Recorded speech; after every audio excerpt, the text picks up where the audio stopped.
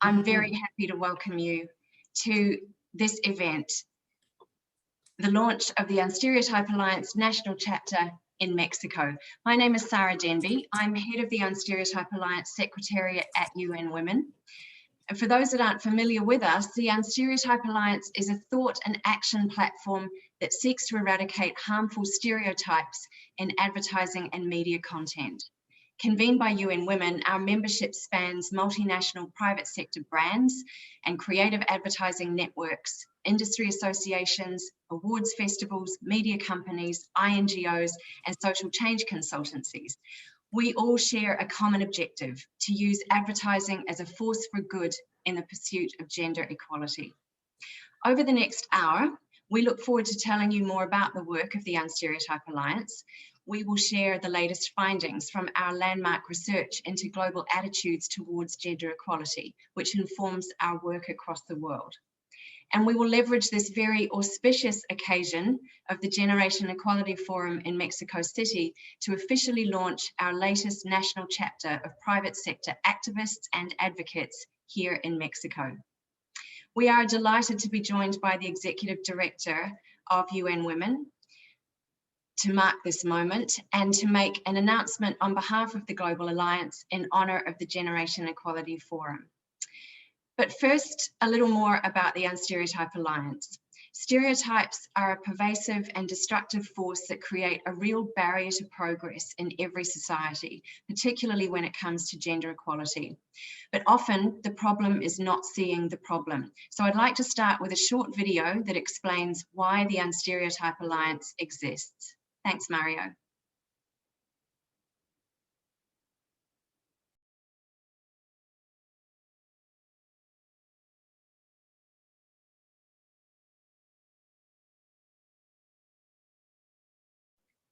Mario, we seem to have lost our presentation. Are you able to share your screen, please?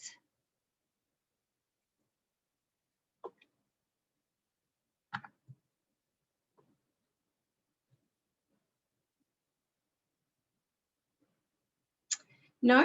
Then we'll continue on. A few technical difficulties. Here we are. Thank you.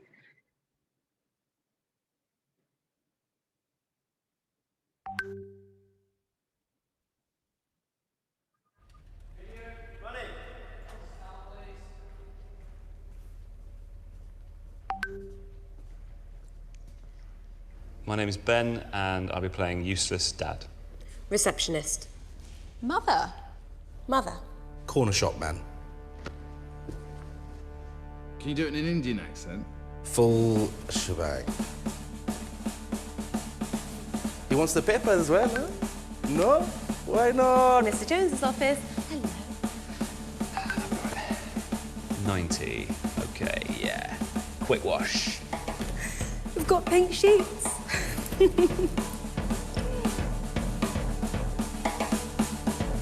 Hair model.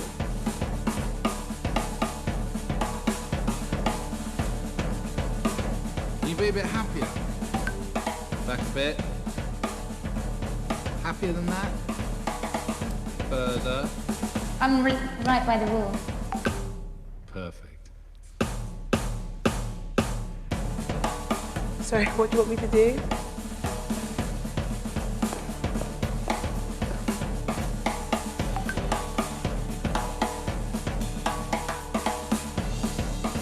I get called in to do sexy dancer type roles, but actually I trained at the Royal Ballet School and I'm a classically trained ballerina. Maids, mothers, cleaners, hair, beauty, pretty girl, someone's girlfriend. 3 accountants, a drowning man. I'm never the hero. I'm always sort of handing the hero a note. I wish I could get the funny roles because I could do them. Normally it's about my face, my hair and my body. I never get to speak. I want to be able to speak.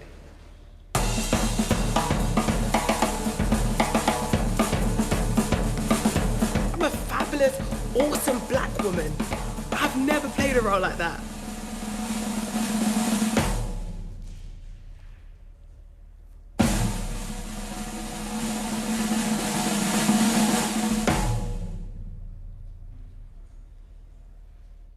Brilliant. Brilliant, thank you. So the Unstereotype Alliance launched in 2017, and since then we've grown to 173 members, including 8 national chapters in Brazil, Japan, Kenya, South Africa, Turkey, the UAE, the UK, and as of today, Mexico.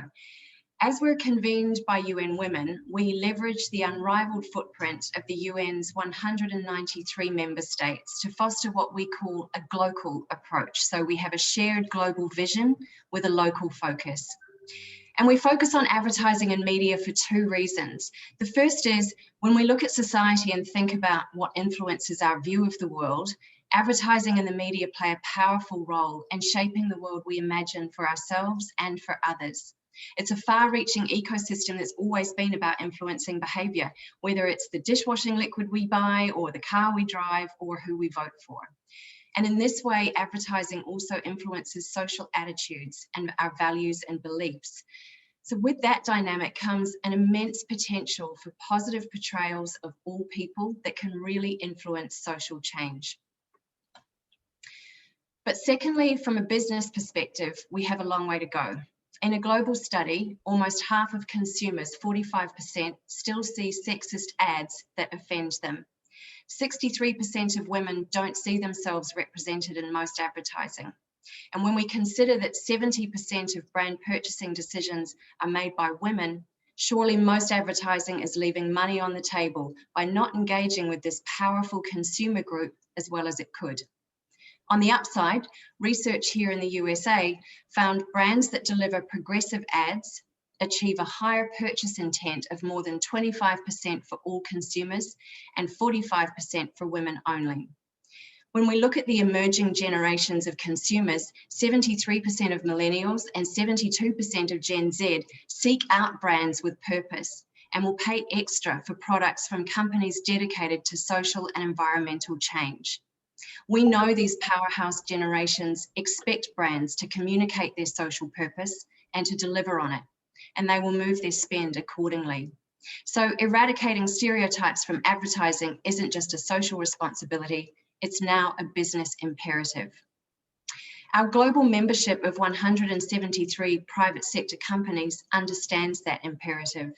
Convened by UN Women, the Alliance has a 3-tiered structure with 4 global champions or vice chairs, a group of global members and allies that represent a broad range of industries and geographies, and our national chapters, a strong and growing coalition that comprises 128 of our current members. It's a diverse and powerful coalition of members with an annual advertising spend of more than $438 billion each year. Our strategy is to eliminate stereotypes through fostering equality and diversity in the workplace, producing unstereotyped advertising, and empowering public action. And we deliver against this strategy across 4 work streams activated by the Alliance membership. So we produce playbooks and conduct trainings to help advertisers and creative agencies produce unstereotyped creative work and progressive portrayals of all people. We produce knowledge products and landmark research, which we'll share with you shortly. We drive systemic change by partnering with industry bodies like the World Federation of Advertisers, consult with advertising regulators, and roll out unstereotyped judging criteria across major advertising awards shows so that the most progressive work is recognised and rewarded around the world. And of course, our national expansion program of national chapters, which are fundamental to our infrastructure and critical to achieving our mission. So we currently have 8 national chapters. They're marked in red on the map that you can see here. And by the end of this year, we will have established 15 national chapters across 5 continents. Because stereotypes are culturally driven, we can't take a one-size-fits-all approach to challenging this type of discrimination. So national chapters are our on-the-ground agents for change, crucial to driving progress at a local level by addressing local, nuanced stereotypes. We believe that tangible global impact will only come from a clear understanding of each market's social and cultural nuances and through the commitment and actions of local actors. So if we can go to the next slide, please. These actions are as varied as the markets themselves. So in Brazil, the TODEX study maps how gender and race are represented in Brazilian advertising. In Turkey, a public awareness campaign has reached more than 14 million people. In South Africa, our campaign 20,000 Voices to End Domestic Silence exemplified advertising as a force for good. Our new chapters in Kenya and the UAE will broaden the representation of women and men in non-traditional roles, both in public and private life, across all advertising channels. In the UK, members put their commercial rivalries aside to stand together against racism in a series of primetime ad breaks. And in Japan, the new basic plan for gender equality includes the Japanese government's commitment to working with the Unstereotype Alliance to address harmful stereotypes.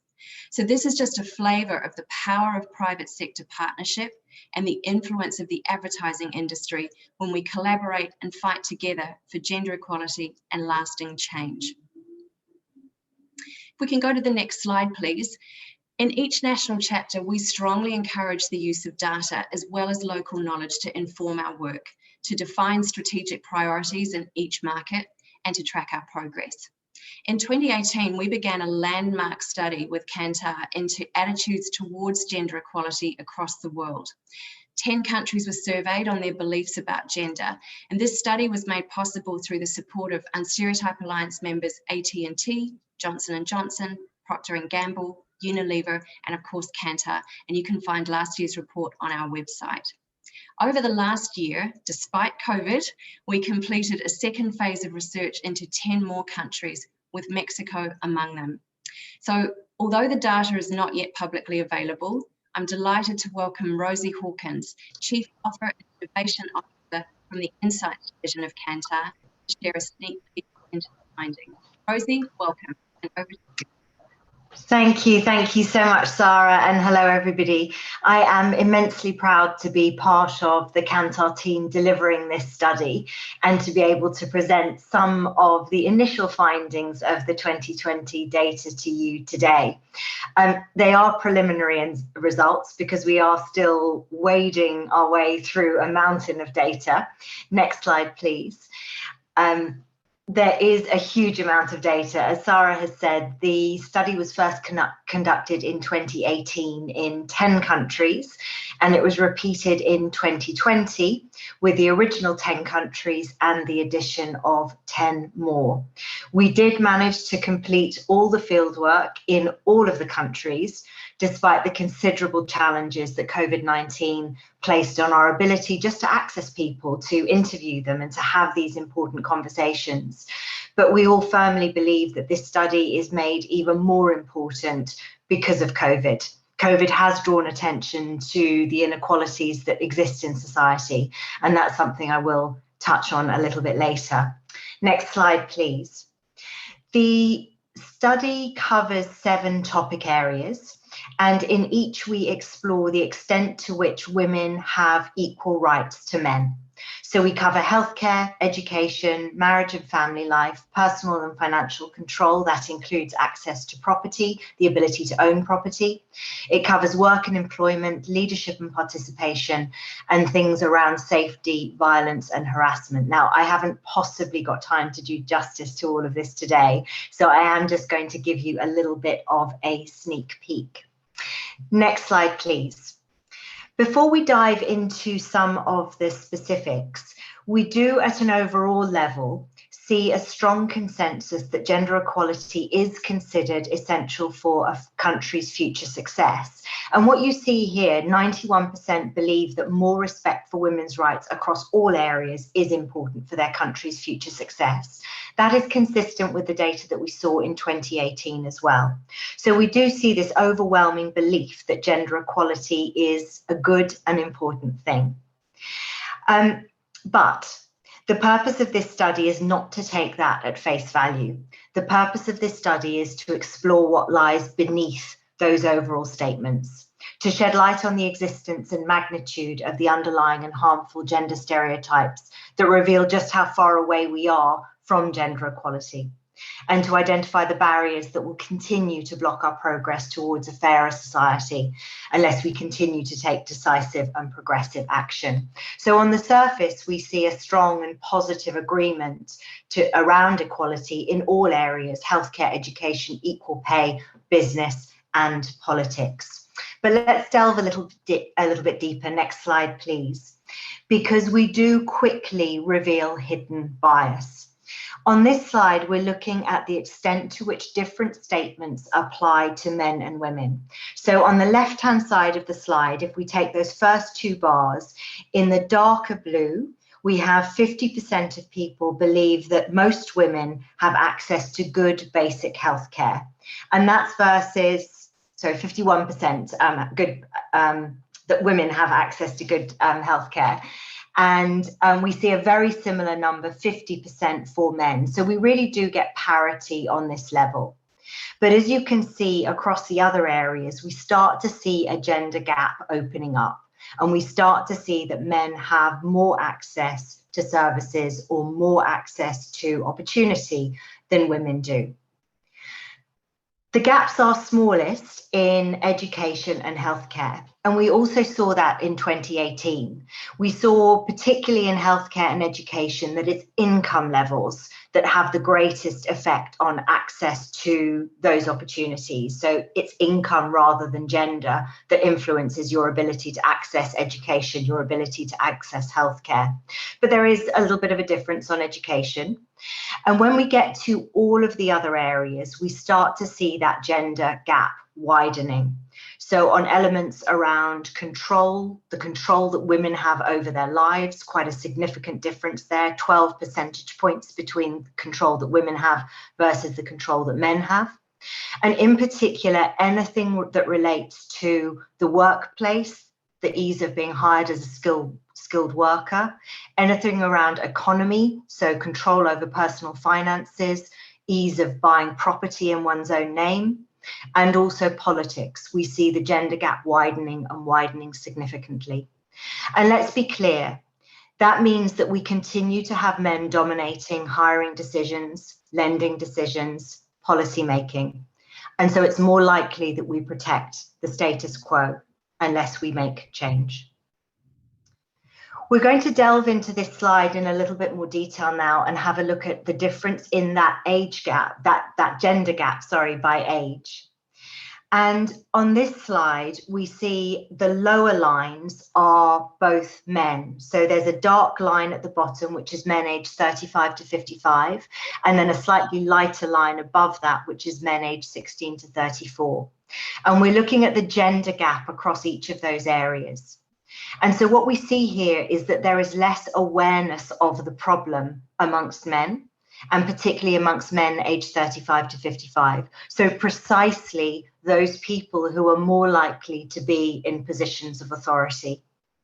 And so this reminds us how important it is to engage men in conversations, to raise awareness of the systemic inequalities that do exist and the role that they specifically have in addressing them.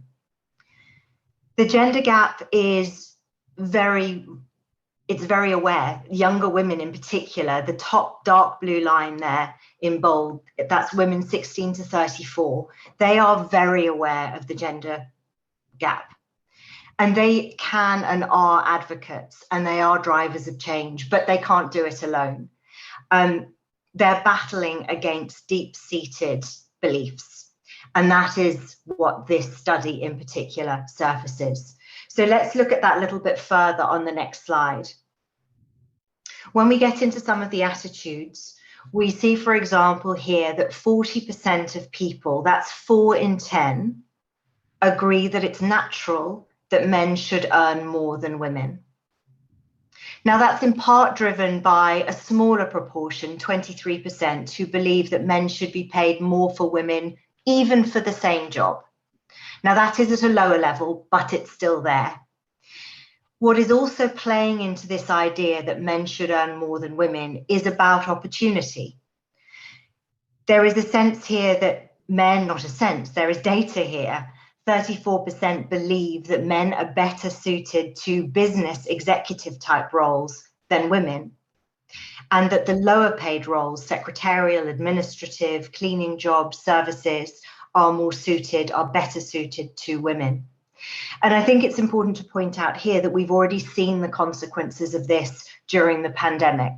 We've seen the service sector particularly hard hit, and we've seen women disproportionately affected. And you can see on this slide some of those underlying beliefs that are driving that behavior or creating those circumstances. Next slide, please. I think this is brought even more to the fore on this next slide. And I sort of feel that I see both the short and the long-term effects of the pandemic playing out in the data on this slide. We see at the top there that in times of job scarcity, 3 in 10 people, 31%, believe that men should have priority for the jobs that are available. We also see that people believe children suffer when the mother works, and they suffer more so when the mother works than if the father works. We see here that it is expected that women should work less and they should devote more time to caring for their families. And that's 48%, that number at the bottom, 48% of people believing that women should work less and devote more time to caring for their families. And again, we know that during the pandemic, women have taken on more of the unpaid care. They've taken on more of the domestic tasks. They've taken on the homeschooling as schools, nurseries, daycare centres, etc. have shut. So we've seen that playing out before our very eyes over the last 12 months. And so women have been particularly hard hit. They are likely anyway to be earning less or in lower paid roles.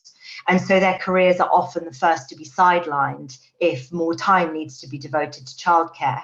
And while this might be the best practical decision for a family to maximise their earning potentials, let's remember that this is the consequences of these systemic biases. And so that cycle is perpetuated.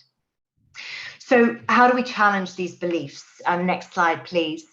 Sarah has already talked about the role that the media plays and that the role that advertising can play. And we do continue to see the media playing a role in reinforcing traditional stereotypes for both men and women. And let's be very clear here that it is for both men and women. In fact, men are even more likely than women to be portrayed in traditional roles according to our data. And so while the spotlight perhaps has been on how women have been portrayed, there is a need to counter stereotypes in both areas. We also see in this data on the next slide, please, that the male gaze still dominates. So 62% of people agreeing that women call attention to themselves based on the way that they dress.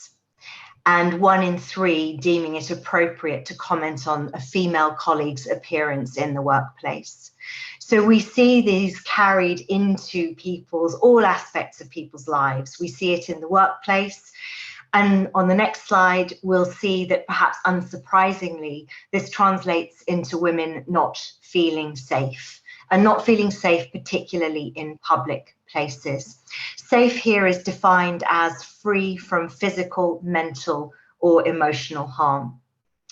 And we see just over half, 54% of women feeling safe in their own homes or being considered safe in their own homes, and just under 50% when in public. But you see that feeling of being unsafe, particularly in public spaces, nearly 2 in 10, 1 in 5, over on the right-hand side of that slide. And I think really depressingly on the next slide, we see that it's younger women in particular that don't feel safe in public spaces. So on the left-hand side of this slide, you've got women are safe in their own home, level of agreement amongst women across different age groups and men in different age groups. And then on the right-hand side of the slide, which I'm referring to here, amongst women aged 16 to 19, just 34% of them saying that they feel safe in public spaces. It's interesting looking at the data here from men. So this is men's perception of how safe women feel in their homes and how safe women feel in public spaces. And I think it's fair to point out here that they are aware that this is an issue. So they are aware that women perhaps don't feel safe at home, perhaps don't feel safe in public spaces, but they don't appreciate the extent of the problem. And again, it reminds us of the importance of engaging men in conversation about raising awareness of the issues affecting women and the role that they as men need to play in creating a safe environment and striving for equality, that equality that they believe is important to the country's success, as we saw at the beginning of my presentation. I have given you the briefest glimpse of this data. Next slide, please. There is an amazing dashboard that you can use to explore the data. It's on the UN Women website. You can search by country, by theme, by question. It's very intuitive. I would have demoed it to you today, but I don't have time.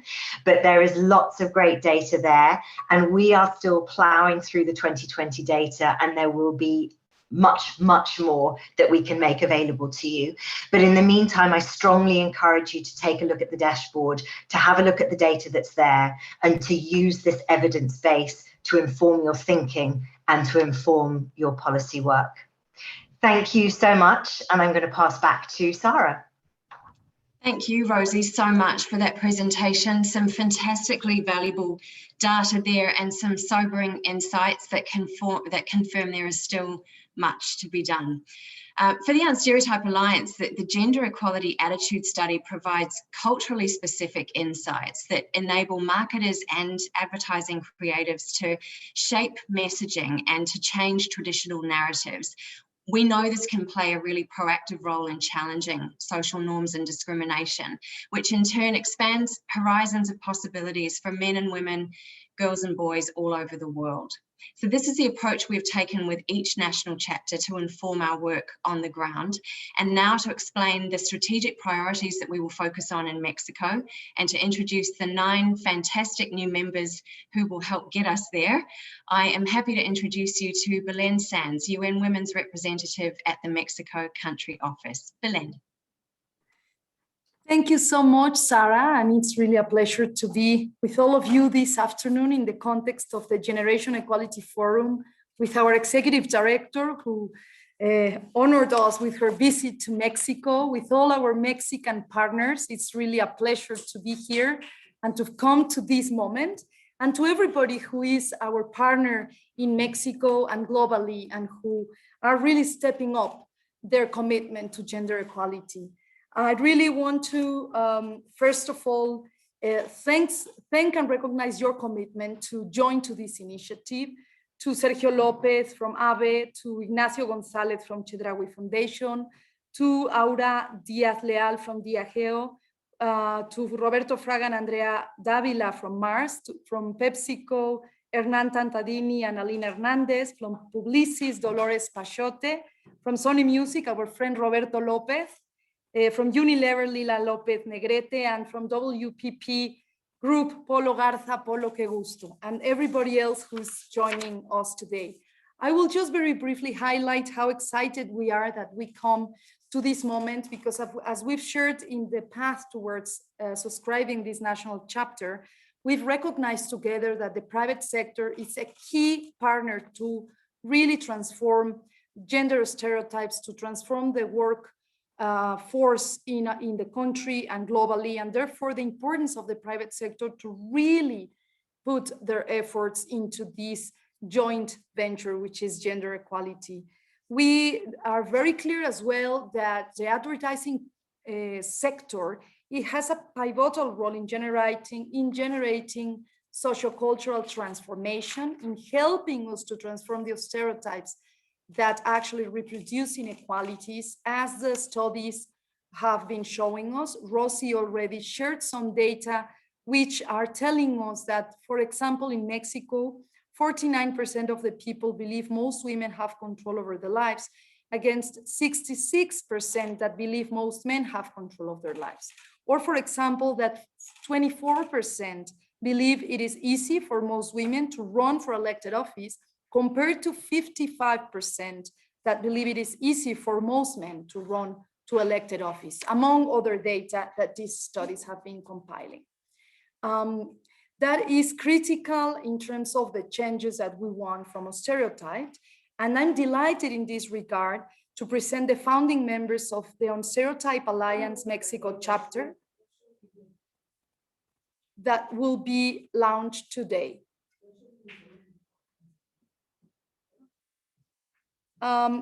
First, Alianza por el Valor Estratégico de las Marcas, AVE, Chedraui Foundation, Diageo, I usually don't pronounce this so well, Mars, PepsiCo, Publicis, Sony Music, Unilever, and WPP Group. These founding members have taken the first step in a powerful mission to eradicate harmful gender-based stereotypes in all media and advertising content. In Mexico, the priorities that have been defined for the national chapter are encapsulated in two. First of all, addressing gender stereotypes in advertising with a focus on progressive portrayals of women in non-traditional roles, both in the home and in the workplace. And second, on the objectification of women and harmful masculinities in media and advertising that reinforce gender-based violence.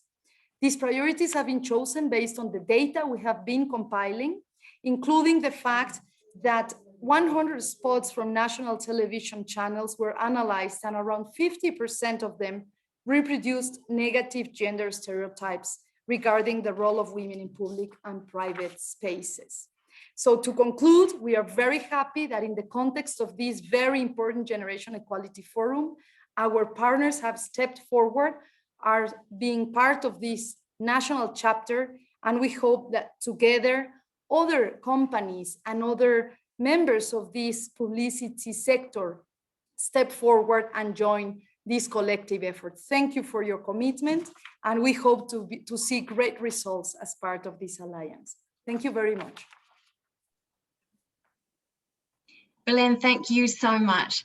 And now it is our great pleasure to welcome the chair of the Unstereotype Alliance, UN Women's Executive Director, Phumzile Mlambo-Ngcuka, to officially launch the Unstereotype Alliance National Chapter in Mexico. Edie, the floor is yours.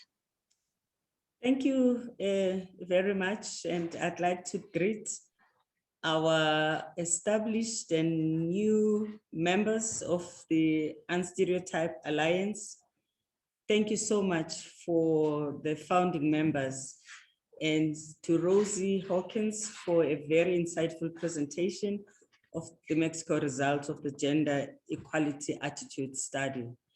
And welcome, Mexico.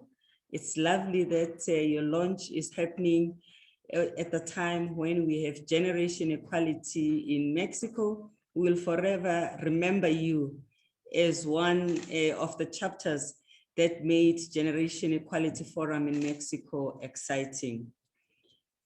4 years ago, as you may know, we founded Unstereotype Alliance, and we were very clear at the time that we were entering a very complex space, but we were also dealing with very powerful actors in this space, because let's face it, who knows how to change attitudes and behavior more than you do?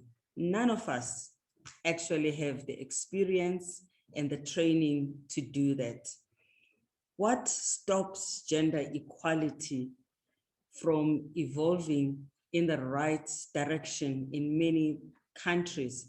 It is norms, it is attitudes, and it is stereotypes. And we have discovered that already in 2015, when we were evaluating why the Beijing Platform for Action was so slow in having an impact in different countries. And that's when we began to look for you, because we thought we need you in our stable to assist us.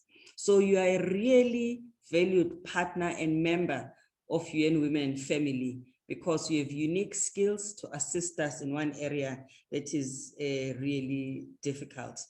We're also clear that we could not do a one-size-fits-all approach in the way we identified chapters, because you deal with different stereotypes in the countries that you work in.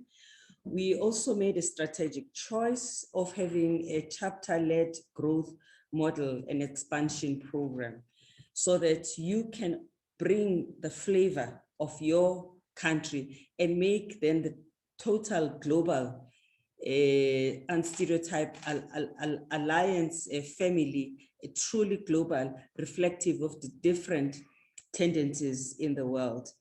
The strategic choice is starting to pay some dividends, because we have grown, and chapters like the intermixing that comes with that, we've grown 26-fold sixfold, I'm sorry. I wish it was 26-fold. From 6 founding members to the total of 164 company organizations, including 7 national chapters on the 5 continents. The COVID-19 has taught us how fragile the gains women and girls have made are and can be. And I think the study confirms that. In the past year, we saw how gender stereotypes, including traditional household gender roles, are easily resetted when crisis strikes. We know for sure right now that when we are talking about building back better and decent work for women, the stereotype that suggests that women are not more suitable for work have to change. Otherwise, women will forever be the ones who wear the face of poverty. That's on you to help us change those views and those stereotypes about women. So we are announcing also today, as we look ahead, launching a movement of collective action at the Generation Equality Forum, which follows this one, which will be in Paris. And I'm delighted that we are announcing this good news here. This means that we are trying to make you work together so that you are stronger together, even in your messaging. We also want to start a global campaign in June so that the Stereotype Alliance will mobilize public action against all harmful stereotypes. And by the way, some of the harmful stereotypes actually kill. Some of the harmful stereotypes also actually force girls to marry men who are old to be their grandfathers. So this is a really important intervention in society. By 2025, the Alliance and each of its national chapters will work not just with the advertising industry in each market, but with young people, civil society, and government across the Generation Equality Action coalitions. And these young girls in particular are amazing in their leadership role and in their insight of what is happening in society. And you will be able to engage an estimated 3 billion people through the unstereotyped message that we hope you will emerge with. So together we'll fight to eradicate the stereotype from the ground up, because we understand they represent one of the most destructive barriers to progress in all societies. We look forward to seeing all of you in Paris, and we welcome our newest member, which is Mexico. And at this point, ladies and gentlemen, at this historic moment of generation equality in Mexico, where we are marking the 25 years of Beijing Platform for Action, I wish to announce the formation of the Mexican chapter, Unstereotype Mexican chapter. As you can see from the gender equality attitude study, you are needed. You have a role to play. We welcome the official launch and the members that it will add to us, and we wish you good luck. You will be the 8th global chapter, and you'll be the 2nd chapter in Latin America. We are an important market, in that cannot be overestimated. Mexico's advertising expenditure is estimated to grow to $4.63 billion by 2024, holding the second place behind Brazil, Latin America's largest market. Our goal is to make sure that because we have you in our stable, you will enhance the portrayal of both men and women in the lights in which they want to be portrayed and in the lights in which we want to see the future.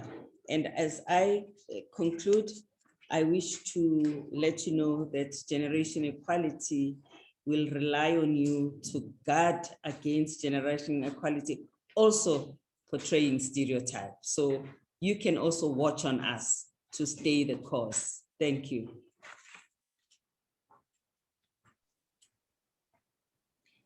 Thank you so much, Edie, for those inspiring words, and thank you for joining us today. This is indeed an auspicious moment. This is going to be a significant chapter for us, and you're right, because it's happening in the context of generation equality. We won't soon forget this launch. So thank you very much. And of course, we're delighted to have 9 founding members of the Mexico chapter here with us today. I'd like to call on a few of you to share your remarks on your vision for the chapter, if I may. So first we have Dr. Claudio Flores-Thomas, Associate VP at Lexia Insight Solutions and President of the leading advertising association, AVE Mexico. Claudio. Thank you for the generous presentation, Sarah. Thank you very much for giving me the opportunity to share what it means for us, for AVE, to be an ally of this initiative and to be part of the core group of the Mexico National Chapter. As you might know, AVE seeks the integration, collaboration, multidisciplinary vision, development, and growth of an entire ecosystem that works together to have a positive impact on our society. We encourage brands to propose content and create platforms that tell stories where all people are reflected. Being an ally of this Unstereotype Alliance reinforces our vision, and it aligns with our purpose of adding value to brands and people for 3 reasons. First one, making content where stereotypes are eliminated helps to build a more tolerant, fair, and inclusive society. The second, advertising should be a bridge between brands and people, but it not always happens, given that consumers sometimes don't see themselves reflected in these stories and assume that their needs are not solved. By eliminating stereotypes, there is a huge opportunity for brands to create new narratives that really connect with consumers and at the same time leverage the representation of all the diversity that exists in our country. Our responsibility as an association is to encourage good practices among our almost 110 allies in the association. So knowing what has been done in other chapters around the world to eliminate the reproduction of stereotypes and share success stories, I think will be a way to generate proposals and fertile dialogue with brands to join this initiative. At AVE, we are honored to have been invited as an ally of this core group. I'm sure that a representative in this initiative, Rosario Zavala, president of the first Equality and Inclusion Committee at AVE, will play an extraordinary role in proposing and keeping us up to date on the actions proposed in this chapter of Mexico. And she will lead our association to play an important role to encourage all of our allies to follow these actions. Thanks a lot. And this is a great day for Mexico and for our industry to change the world we are living in. Thank you very much. Thank you very much. Wonderful remarks. Thanks so much. Next from PepsiCo, we have Vice President and General Manager of Sabritas, Hernan Tantardini. Hernan. Thank you, Sarah. It's a real honor and a pleasure for me to represent PepsiCo Mexico in this forum. So let me share why we are proud of joining the Unstereotype Alliance with the intention that Mexico becomes the spearhead for diverse marketing in Latin America. To be part of this fundamental thought and action platform will allow many of us to become champions for eradicating harmful gender-based stereotypes in all media and advertising campaigns. It is a call for equity, but also an imperative that our consumers demand from us. As a husband of an amazing woman that is called Maria Antonieta, and as a father of a little girl and a little boy, I'm fortunate enough to work in a company like PepsiCo that continuously creates a more gender equitable society by representing women and men in an inclusive and a diverse way, but also a company that has worked for several years to create a more inclusive workplace for more engaged teams where all voices, absolutely all voices and insights are heard. In one hand, we are constantly elevate our corporately culture to be fair company for women, to be a workplace where they can grow and become leaders for a stereotypes-free world. On the other hand, as the head of Sabritas, maybe you call or you know it as Lay's, Sabritas is one of the most iconic snacks brands rooted in the Mexican popular culture, and I feel an enormous responsibility leading marketing strategies that are crafted to empower each individual to realize his or her full potential. I am glad we are already started, but I am also sure that we are going to apply our learnings from you, from the UN Stereotype Alliance, to keep portraying women as a role model they are. That is what women deserve, what future generations will need to see, but especially what we here in PepsiCo believe in. So thank you for participating in us. Thank you so much. Well, we're off to a great start with these inspiring words at the start of our relationship. This is really, really exciting. Thank you so much, Hernan. A key part of our national chapter framework is local representatives of our global membership. And so next we welcome Andrea De Villa, Regional Senior Manager of Brands and Content from one of our global champions, Mars. Andrea. Thank you very much, Sarah. Good afternoon. It is an honor for me to be here today, representing the more than 4,000 associates that are part of Mars Mexico. Stereotypes are a complex reality throughout the world, and unfortunately, Mexico is no exception. In our country, stereotypes are not only about gender, race, or sexual preference. They also have to do with socioeconomic status, physical appearance, age, among others. The magnitude and urgency that exists on inequality within society requires more action. Businesses have a huge impact driving change, and at Mars, we look for the opportunity to broaden the conversation and drive action. While we are one of the world's top advertisers, the truth is that we have more work to do through our marketing and advertising efforts by reflecting society as it is in driving a positive change. In Mars, we believe that the world we want tomorrow starts with how we do business today. We are a privately held company built on a culture that invites, values, and engages every associate's voice equally. And we believe we must do the same to engage consumers in our communication campaigns. Our brand's marketing must speak and celebrate the diversity of the audiences that reach them. That's why we were a founding signatory of the United Nations Unstereotype Alliance at Cannes in 2017. And today, as founding members of the Mexico chapter, we are committed to generate a powerful change, not only in our brands, but in the entire industry. Today, I want to take the opportunity to be here with all of you to proudly share that a few months ago, we launched the Here to Be Heard initiative, in which Mars asks women at all intersections of society a single question: what needs to change so more women can reach their full potential? The answers will be analyzed in partnership with Oxford University. One of our first commitments as members of the Mexico chapter is to share with all of you the research results and key insights, so that they can serve as a basis and inspiration for the actions we take to fulfill the Unstereotype Alliance strategic priorities. If you have not participated yet, we encourage you all to add your voice to this initiative at beheard.mars.com/mx. At Mars, we believe that too often many voices go unheard, and in fact, it is only when all our voices are heard equally, men and women, without stereotypes, that our full potential will be realized in society, creating a better world for everyone. Thank you very much.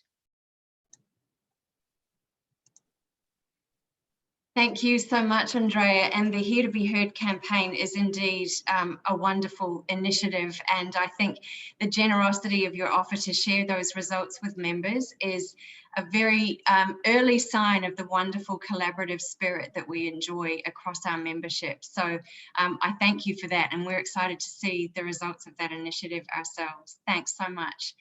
And finally, from our global member and longtime partner of UN Women, WPP, we have Laura Flores, CEO of WPP agency Hogarth, with us. Laura. Thank you, Sarah. I'm very happy to be here on behalf of the WPP agencies in Mexico. We are a group of at least 16 agencies, so it's an honor to represent them also on behalf of our chairman, Polo Garza. We've all seen how imperative it is and how much we, or most of us, have been struggling to fight all these inequities in every sense, as we've mentioned: gender, ethnicity, race, and obviously all the social economic differences that we have in our markets. But on types of gender, there is so much to do, not just in finding equality for giving opportunity of life, but also on careers. So it is our belief at WPP that our effort has to be in an everyday basis. Every project we make, from every board, from every script, from every content planning, and not to mention the production part of it, which, as we saw on your beautiful video, how production minimizes many opportunities for so many women that must hate to be confronted to the same stereotypes one time and another. So it is a struggle that we want to continue fighting, and to commit all of our agencies in the group and all our partners involved, all the clients that we work with. So it is something that is not easy. It is easier said than done, but we are committed to establishing different processes and opening views starting from the society. But it is us as communicators that in the end will make a difference and will make other opinions and other people think differently. So we are hoping to, through giving different roles and different opportunities to women in advertising and in all sorts of communication and content, to really fight and to see it as a powerful way to educate society, because we've seen that in our countries, it's basically, everything is based on learned attitudes and stereotypes that we just need to start unlearning little by little, but with daily efforts.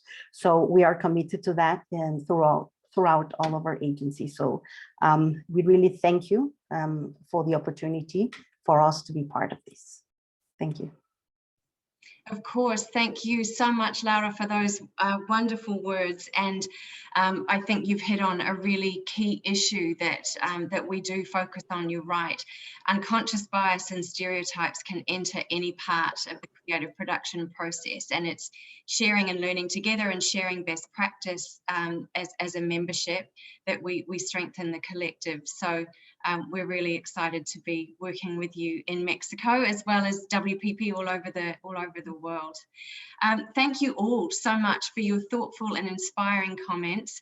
We're so proud to have you as members of this chapter in Mexico, all of you. This is going to be a very exciting chapter. We love all our chapters, of course, but we're really excited about Mexico.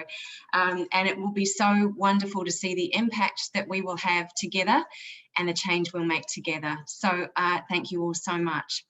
We're delighted to welcome Mexico to the Unstereotype Alliance family, and we look forward to joining with all our national chapters. Yes, we're here, we're live.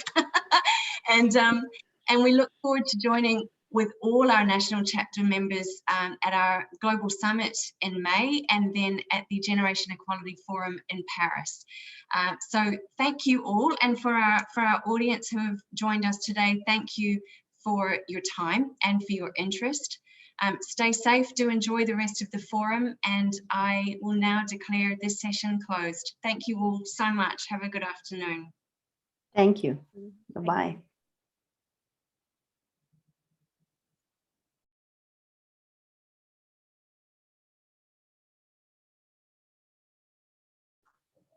Thank you very much.